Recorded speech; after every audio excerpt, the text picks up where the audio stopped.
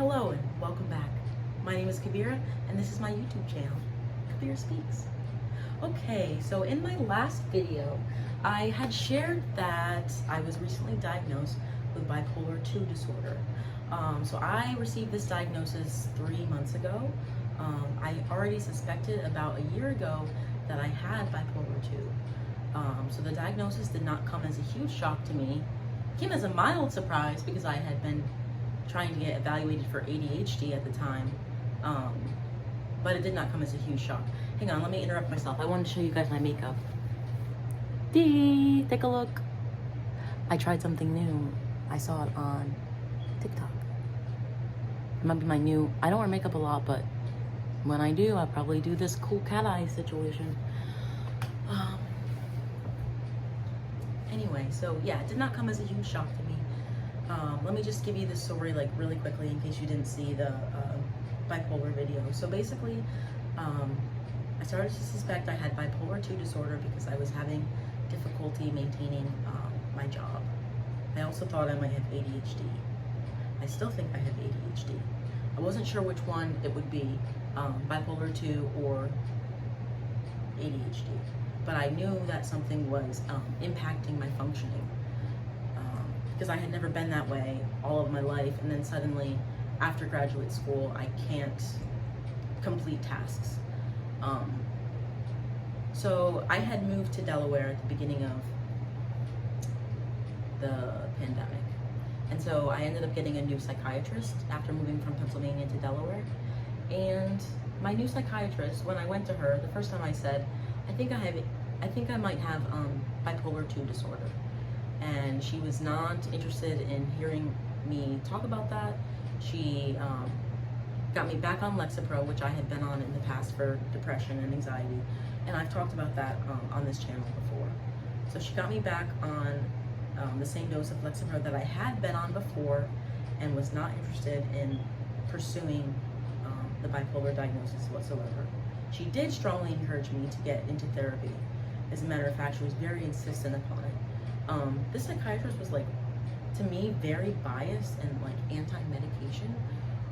Weirdly enough, because she's a psychiatrist, but when I would see her, which was not a lot, but when I did see her, she would say things like, I'm glad you're in therapy because some people only want medicine.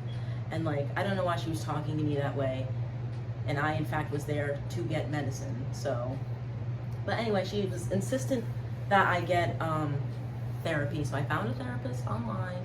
Her name was Ellen. We only spoke on the telephone, and I ended up really despising therapy. Like, I did not like Ellen. I did not like therapy.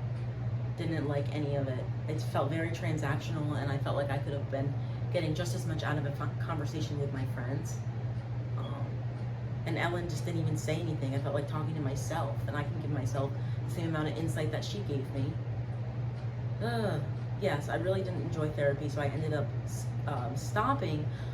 But before I ended up leaving therapy, Ellen suggested to me, I had been having a depressive episode, Ellen suggested to me that I have a mood disorder.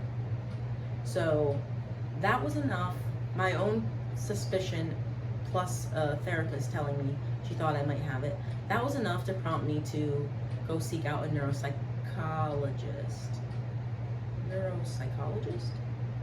Yeah, I saw a neuropsychologist named Dr. Greenwood. Dr. Greenwood evaluated me for ADHD. I talked about suspecting I have ADHD on this channel before. Basically, I'm very scatterbrained. I lose things constantly. I'm always late. I've been that way for my entire life. I have fixed interests. I can focus, but only if it's something that's like super interesting to me. Otherwise, I just take way too long to initiate a task. So I went to see her for ADHD, and it was a very thorough evaluation. I made a whole YouTube video on it, not to just plug myself, but you might want to watch it if you think you might have ADHD.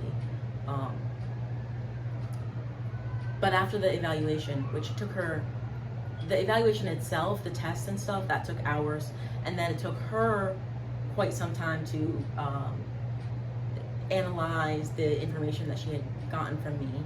And after she did that, she diagnosed me with bipolar 2 disorder. From then, I went back to my psychiatrist, where my psychiatrist, again, blew me off, didn't care, said, that's not true, that's not accurate, you don't have that. And I was like, how do you know I don't have this? You don't even know me. The last time I saw this psychiatrist, she asked me how my kids were and how my crazy home was. I don't have kids. I live alone, peacefully, blissfully alone. So that was really frustrating, and I was like in tears, and I couldn't make eye contact with her, and it was horrible. We actually had to break up with each other at the end of that session because we clearly are not compatible professionally to work together. She would not work with me. She just wanted to tell me what to do. As you can see, I'm very bitter because I rant about this every video, but like, I want there to be some repercussions because I just spent a year unmedicated when I could have been having a much better go of things. So I'm very frustrated and mad. Anyway, so when I saw Dr. Ducray again, and she blew me off again, I was so frustrated and discouraged that I just decided to give it a rest, and I would take a break and hop back to it in a little bit. So I continued on for the next month and a half without any medicine. And actually, I had been taking Lexapro, but that psychiatrist, Dr. Ducray, canceled my next appointment that I had had with her and never refilled the prescription. So she left me high and dry, and I suppose I could have figured it out, but it's that old brain of mine that makes it difficult to like do necessary things. So I just wasn't on anything for some time. Then I got on Psychology Today, and I looked up psychiatrists in my area, and I finally found Edwin. So Edwin is not a psychiatrist. Edwin is a psychiatric nurse, but he is a prescriber, and he did evaluate me and re-diagnosed me with bipolar 2 disorder, which was also very affirming, and I loved Edwin. He was really great.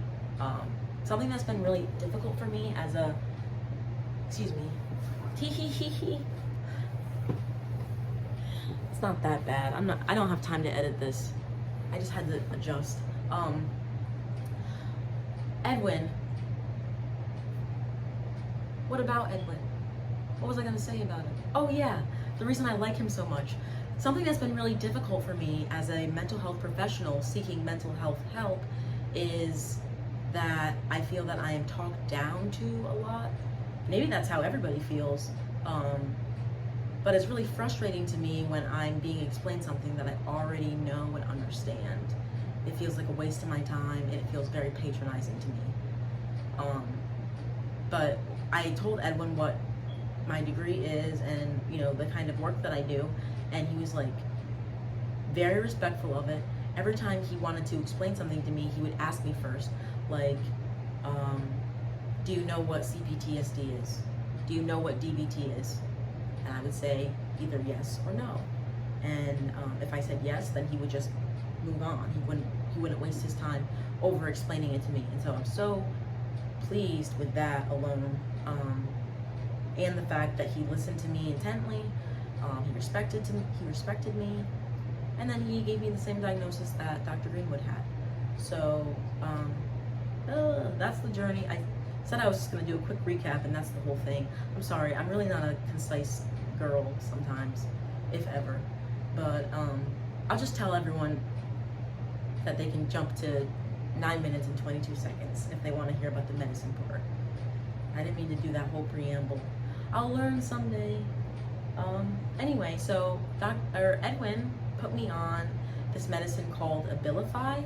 The generic name is Aripiprazole. So I'm on 5 milligrams of that and 10 milligrams of Lexapro. Before, I had been on 20 milligrams of Lexapro, and that's it. Now I'm on the 5 of Abilify, 10 of Lexapro, and then I also decided to put myself on a B vitamin because I read that that helps bipolar disorder, and I'm pretty sure it has no interactions with those medications. It's just a vitamin. But yeah, I heard that people with bipolar disorder are deficient in vitamin B, so trying to heal myself holistically, or learn to cope holistically as well as with medicine. I mean, is vitamin medicine? It's natural-ish, isn't it? I really don't know. I started taking a B vitamin. Anyway, so I was very excited to be on medication, and I may have experienced a placebo effect because I was just so glad to finally have a med, because it had been a while searching and searching.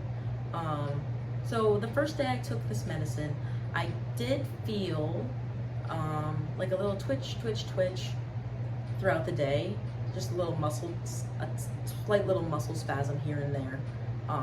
Nothing too crazy, nothing noticeable to other people. It was only noticeable to me. One side effect of Abilify, I think it's called dystonia. Don't quote me on that. I'll just explain it. So there's one of the side effects of Abilify would be like inability to stop moving. If you stop moving, you feel like you're in pain. So you're extremely restless. Another side effect would be like your body locking up. Another common side effect is weight gain. So before I swallowed this pill, I of course tried to look up other people who have taken Aripiprazole to see what side effects they experienced. And a lot of people have had a lot of bad side effects, unfortunately. So it kind of freaked me out a little bit. I was like, I really don't want that to happen to me. That muscle thing sounds very scary. I was willing to gain weight. Talked about my weight on my channel before, because I used to have an eating disorder, and I still have an eating disorder. And my weight fluctuates a lot because I diet and binge and fast and all this stuff. But I was willing to gain weight for the sake of my sanity. I figure, well, if I gain weight, I'll probably be more mentally stable and more willing to exercise and be physically active, so it'll probably balance out in the long run. I'm happy to say though, I have not gained weight, and I'm happy to say that I did not experience those muscle, that uncontrollable movement or that severe restlessness. So the side effects I did have, the twitching, like I said, which that only lasted the first couple of days, and it was only like 2 or 3 times a day. It wasn't constant or anything like that, just a little like twitch. If I didn't know I had just taken a new medicine, I wouldn't have even thought it was anything at all, but just knowing that, I know that's what it was. I also was dog tired the first week, I would say, like trying to not to put my head down on my desk and falling asleep at work tired. Just so tired. Edwin said I should take it in the morning to start, see how that worked. So I do take it in the morning, and the sleepiness has worn off, the drowsiness has worn off. Now I can take it in the morning and be fine all day, for the most part. Yeah, entirely actually. So I would say the sleepiness lasted for the first 2 weeks. Now, the result of the medication so far, I would say that it's working. I have not felt depressed since I started taking it. Well, that's not true. I have felt depressed, but I think I've been able to handle it better. So, Abilify is it's a second-generation antipsychotic that is used to rebalance serotonin and dopamine to help your thought processes, your mood, and your behavior. And I would say that it is doing that for me. So I wake up with dread a lot. It makes it very hard for me to get out of bed. I wake up with just like this sinking feeling that everyone hates my guts and things are bad and they're not going to get better and I should just stay in bed. I get that feeling like every single morning. But with Aripiprazole, hi Annie, my bunny's out. With Aripiprazole, I feel that feeling, and then in my mind I kind of visualize it as like a big strong hand being like, I hear you, I see you, I feel you feeling, but you can't come any closer. It's like, no, that's how I visualize this medication working for me. And I also have those just terrible inner critic self-loathing thoughts that pop into my head, and I am finding it a little bit easier to shoo them away now. So that's wonderful news, that my depression is subsiding, at least for now. Edwin says that I probably will face a depressive episode because there is no cure for bipolar disorder, and that's just the way she goes. So I'm trying to learn as much as I can, and I want to be prepared for when the next depressive episode comes so that it's not so bad. I want to learn to recognize the signs of when I'm either hypomanic or depressed, so that I can stay in control and not mess things up and have a bunch of regrets. So yeah, my depression has gone down. I will say I have definitely felt quite elevated. I don't know if it's because it was Halloween, it was a fun time, there was lots of stuff going on. I was drinking, I wasn't sleeping, I was going out, I was staying in with my friends. I dressed up like two out of the 3 nights for Halloween, and I stayed inside. It's kind of funny. But I did go out for 1 drink the 3rd night on actual Halloween. So that counts for something. I just can't do crowds and hangouts like I used to, like pre-COVID. That made me even more introverted than I already am. Any girl? No. I got so many chords out right now, and this is like Annie loves chords. Yeah, so I definitely felt a little bit elevated. I'm not gonna say manic. I felt a little bit elevated, but it's the season, I don't know. I think I should start mood tracking again because it's really actually difficult for me to tell what's going on when I'm in the moment. It seems to be only after the fact, after I've made a mess of things, that I can determine like, oh, you were hypomanic. You made some bad decisions. Or, oh, time just passed and passed and passed, and it's been a month and you've been depressed and you've neglected a lot of things. That's how it is. It's like kind of like a retrospect and hindsight type of thing. But when I was mood tracking, I could totally see the benefit of it. It's just hard for me to stay consistent with healthy habits. Ugh. I'm working on it. Yeah, so my friend Sammy actually made me a cool template for mood tracking, so maybe I will print that out this week. It's on her Etsy shop. I'll put a link in the bio for you if you're interested in that. It's really cute. She made one especially for me, and I had her put like specific things on it, like did you take your medicine today? Did you eat today? So you might like that too. Like I said, I'll drop the link. But yeah, that's Aripiprazole and me so far, and back on the Lexapro. Doing what I can to stay afloat. I really am quite optimistic that things will get better for me. I mean, they can't get worse. I'm just kidding. Things can always get worse. But things probably will get better for me. The fact that it's already working, it's really golden. I'm just so blessed and lucky that I didn't have any nasty side effects with this. And hopefully I don't have to play around with medicine. Hopefully this is just luck of the draw. First one is a go. I mean, I don't know, but I will keep you guys posted, of course. So yeah, that's it for now. That's the bipolar talk and the medicine talk. What shall I talk about next? I guess I'll probably do another med update. I'm going to be talking a bit more about CPTSD, and maybe I'll talk about the diagnostic criteria for bipolar 2 disorder, because that's pretty interesting as well. Okay, show my makeup one more time. Maybe I'll sing for you. Just kidding. That's everything. Thank you for listening, and thanks for watching, and I'll talk to you really soon. Bye.